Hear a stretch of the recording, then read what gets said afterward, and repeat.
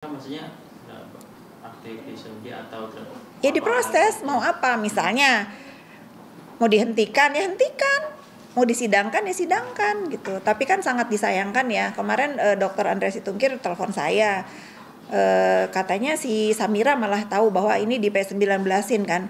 Bagaimana seorang pelapor bisa tahu kalau kasusnya itu P19, kan agak membingungkan ini.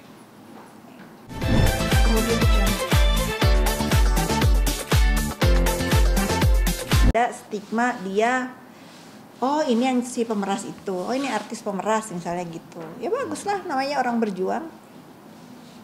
Makanya dia berusaha untuk mungkin ya, kan selama ini siapa, si huru hara misalnya, kalau besok ganti siapa, oh si pemeras, itu kan nggak enak ngedengernya bang, nggak enak. Tapi kan ini udah Bapak Hakim yang bilang, bukan saya yang bilang. Jadi kalau para wanita amazon gitu. ya benar ya. Tapi itu mengambil soal Dr. Koki dan soal kasusnya udah naik sidik itu sudah apa? Yang mana? Atas pencemaran nama. Yang di mana? Di Bandung. Jadi waduh. Oh yang Bu HS ya. Saya itu sih saya nonton aja deh kalau antara Dr. O sama Bu HS, saya nggak tahu mana yang benar di antara keduanya. Kita liatin aja dulu. Kita ikutin aja, kita belajar sabar. Kalau ingin keadilan buat masyarakat, kita serahkan dulu kepada Bapak penegak hukum di Bandung sampai di mana ini. Kalau misalnya nanti sudah tersangka, nah mungkin baru kita bisa lihat ya salahnya di mana sih. Gitu. Kan ini masih dari lidik ke sidik. Ya sudah, kita tunggu aja. Mana yang benar nanti kita lihat dari proses di Bandungnya gimana. Dan mereka bertiga masih aktif di sosial media untuk namanya Kan belum tapi masih aktif di sosial media mungkin harus seperti apa? Ya nggak masalah kan, ya memang pekerjaan itu kecuali si Samira ini yang sudah tersangka di Medan. Nah itu yang saya garis bawahi, jangan sampai nih ya bapak-bapak penegak hukum yang di Medan, baik kejaksaan ataupun kepolisian harus memberikan kejelasan status baik terhadap pelapor atau terlapor, karena kan sudah tersangka. Bagaimana orang yang sudah tersangka lama banget gitu loh, kalau mau dibawa kemana ya diproses aja, karena ini kasus sudah viral. Jadi ayolah kasihlah kepastian hukum baik kepada Dr. Situmkir dan kepada si Samira ini gitu. Harusnya kalau udah tersangka maksudnya aktif di Saudi atau ya diproses, mau apa, misalnya mau dihentikan ya hentikan, mau disidangkan ya sidangkan gitu. Tapi kan sangat disayangkan ya, kemarin Dr. Andreas Situmkir telepon saya, katanya si Samira malah tahu bahwa ini di P19-in kan. Bagaimana seorang pelapor bisa tahu kalau kasusnya itu P19, kan agak membingungkan ini. Agak membingungkan gitu. Kasihan yang mencari keadilan nih, Dr. Situmkir kasihan.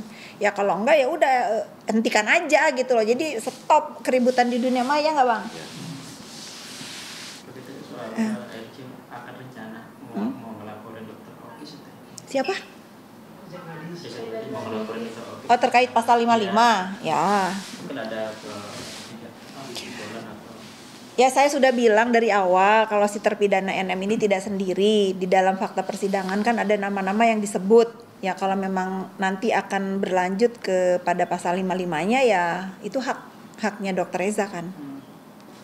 Apa yang didengar ya, saya juga sedih juga ya melihat banyak percakapan yang dibacakan oleh JPU pada saat persidangan. Kan setahu saya mereka kan sahabat. Dr. O sama Reza kan udah seperti ya dokter saudara kan ya, saudara seperti ibaratnya saudara kandung, itulah yang saya lihat. Tapi begitu kita dengar di persidangan kok begini ya yang terjadi, ya mungkin kalau ada sakit hati, kekecewaan ya kan manusiawi ya. Ya boleh-boleh aja lah kalau sampai mau berlanjut ke ke pasal 55 dia bikin laporan lagi, boleh-boleh aja. Tapi nyangka nggak sih dokter Reza sendiri gitu ya ingin melaporkan Sepelan banget suaranya, apa pertanyaannya? nyangka nggak sih gitu kan dokter Reza ingin melaporkan? Ya itulah manusia itu, kita nggak bisa tebak. Rambut kamu hitam, hati Jangan ya. Hati putih bagus gitu. Ya saya sih berharap sudahilah ini para yang berseteru ini. Nanti kalau saya bilang tabayun dibilang duta tabayun. Coba ya kalian ini para pengusaha skincare, para teman-teman sejawat, bisa nggak sih kalian ini berkumpul? Yang salah minta maaf, yang merasa disakiti semoga memaafkan. Seneng banget ribut sampai abis-abisan ya ke kantor polisi, tenaga, waktu semua dikorbanin untuk hal seperti ini. Bisa nggak sih yang merasa bersalah datang minta maaf gitu? Tapi Kak sendiri ada nggak sih ngobrol ke dua belah pihak, karena kan tadi Kak Fitri juga sempat bilang bahwa Kak Fitri dengan Dokter O nggak ada masalah dalam Saya sudah sering ngomong ke teman-teman pada saat saya ketemu Dokter Oki di Kepanjen, saya sudah nasihati karena saya merasa dia adik saya waktu itu. Saya berpikir apakah dia mendengar? Sudah, ayo kita ke Reza ngomong baik-baik sebelum semakin jauh. Ya sudah, kan saya sudah mengingatkan kalau dia nggak merasa seperti itu. Tapi di persidangan kan ternyata seperti itu kan.